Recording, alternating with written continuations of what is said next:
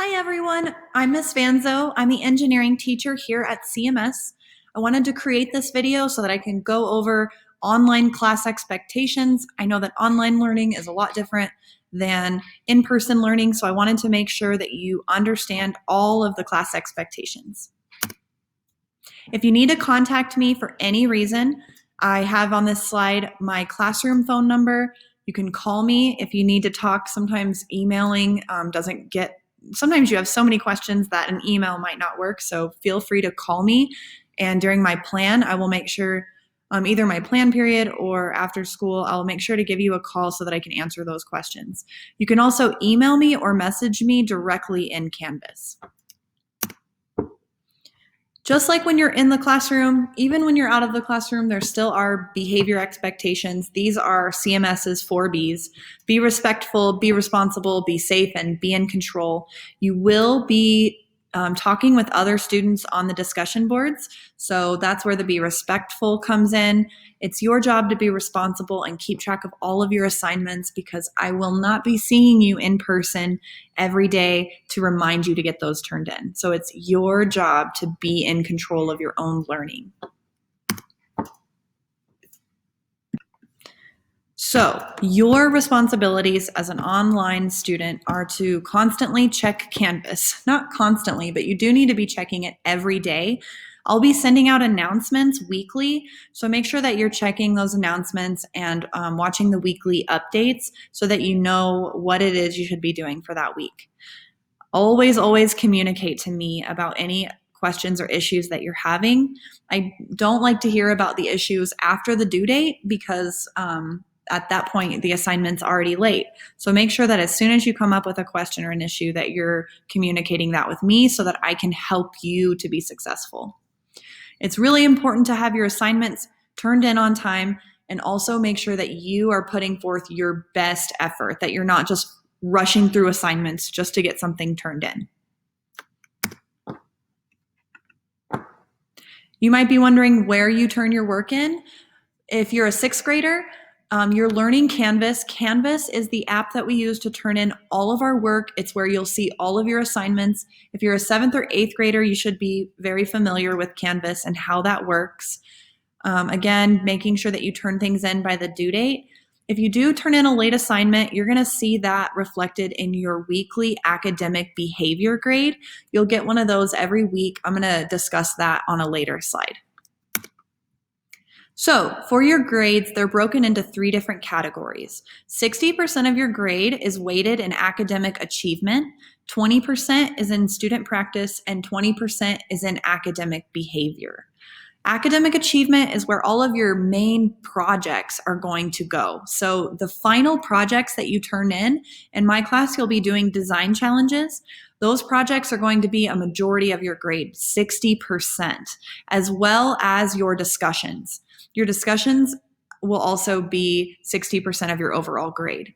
Student practice are things like watching your how-to videos, just making sure that you're doing the things you need to do in order to master the project.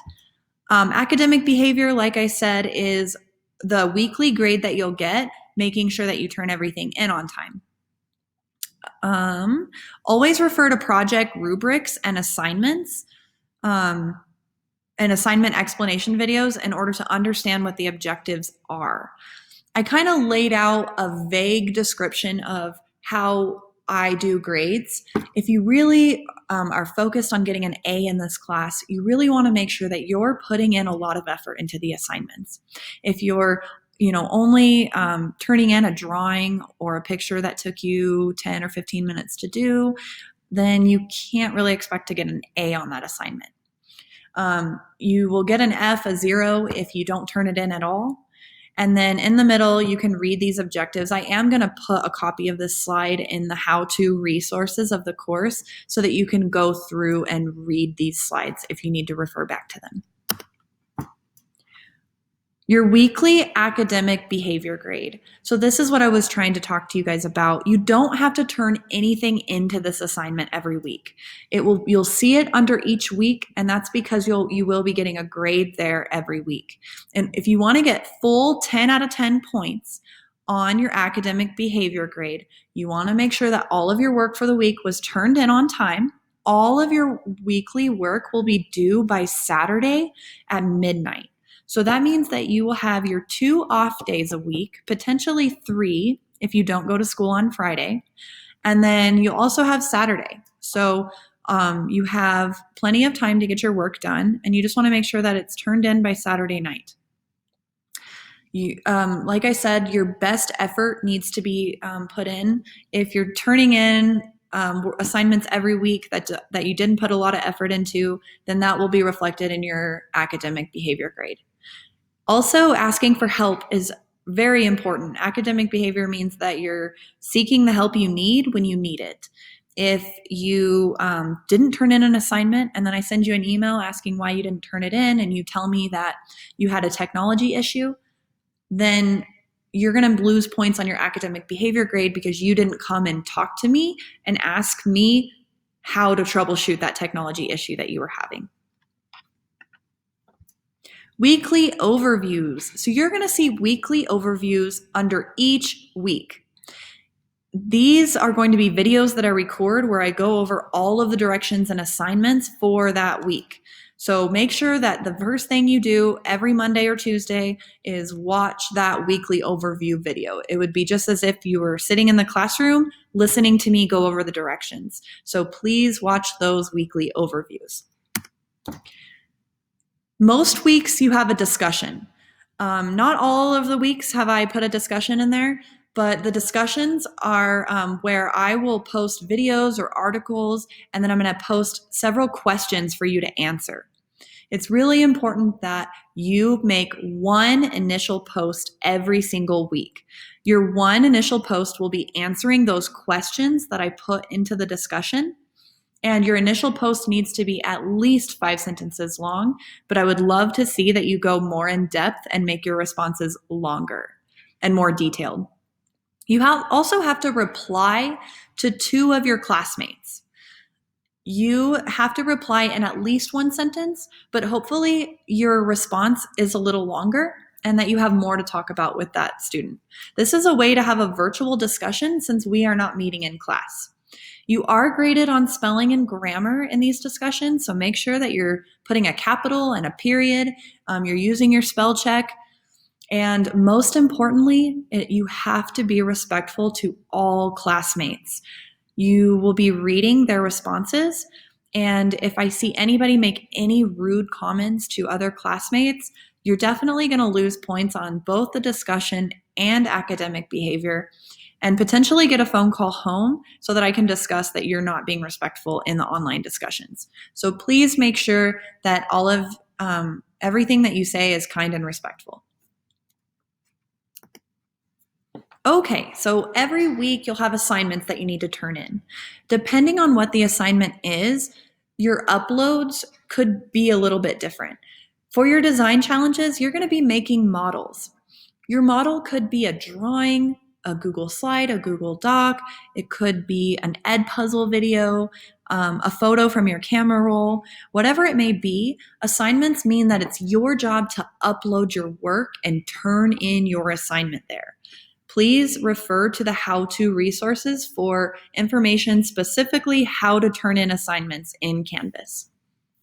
If you have any issues turning in assignments, please ask me for help.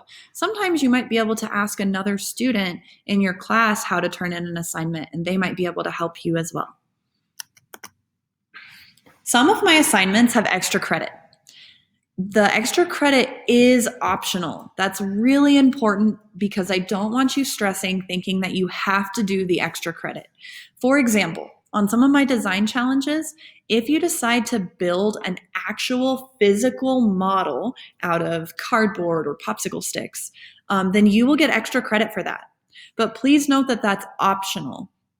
I'm not going to require that you build a physical model because some of you may not have access to materials. I'm perfectly okay with you turning in a virtual model of your ideas.